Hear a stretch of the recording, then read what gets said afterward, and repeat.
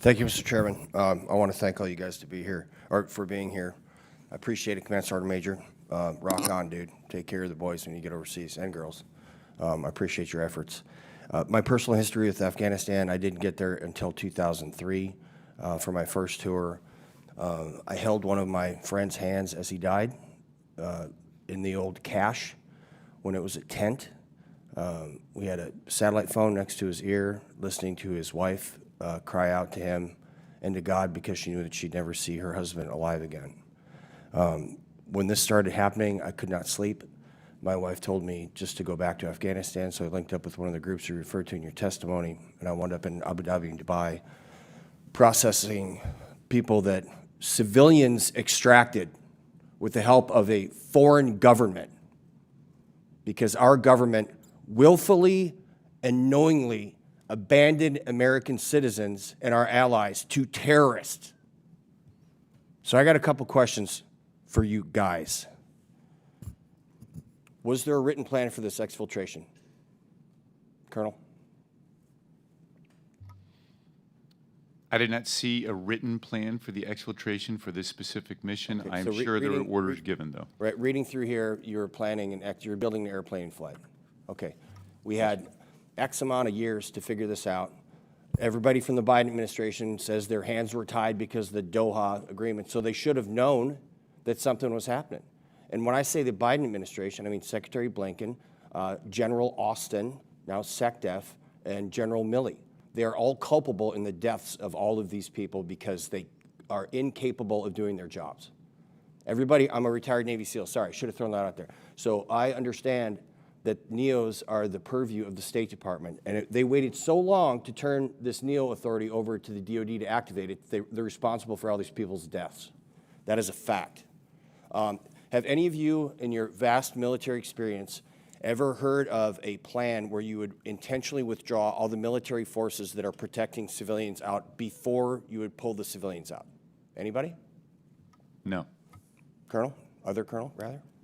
The Douglas MacArthur said that every military disaster can be described in 2 words: too late. Very well. Command Sergeant Major? No, sir. Okay.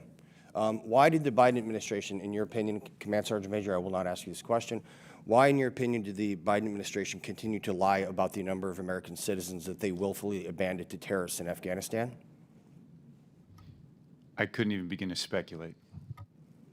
Are you willing to accept the fact that the Biden administration kept moving the ball and lying about the amount of American citizens they abandoned to terrorists in Afghanistan, knowingly and willingly? I'll say that the statements that came out from the administration did not match the facts that we were clearly seeing on the ground. Okay, Colonel?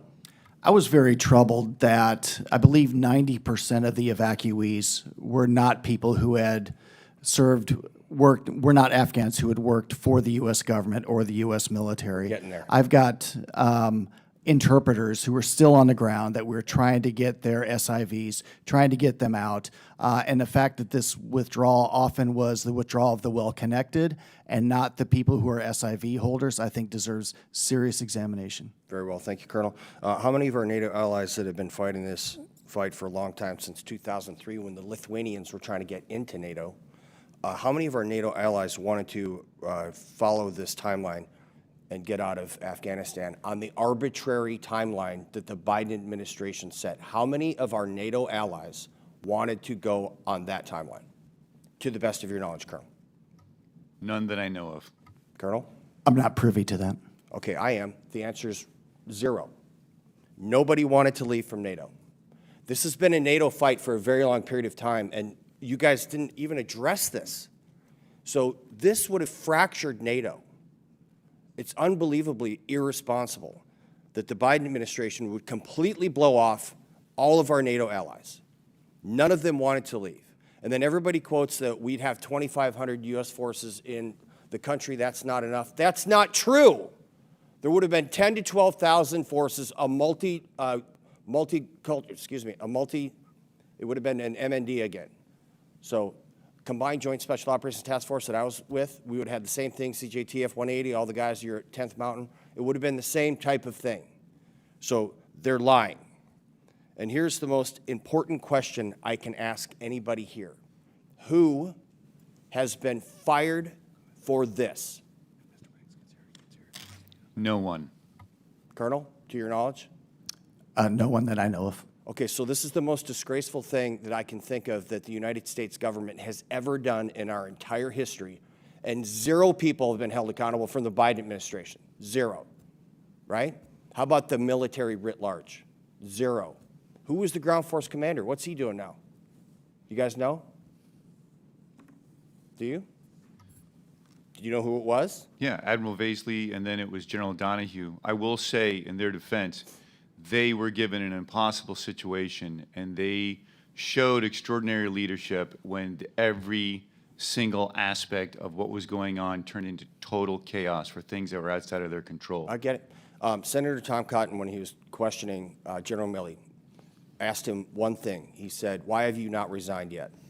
And General Milley said he thought it would be a profoundly political statement. I wish that my friend Tom Cotton, who I respect gratefully, did one more follow-up question.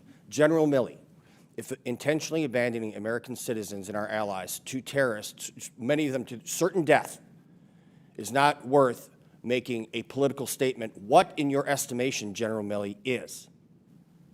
None of these people that are there, and we're giving them passes. I'm not. These general officers and flag officers should have resigned on the spot, gone on television, and said, this is wrong. You know what that takes? That takes courage.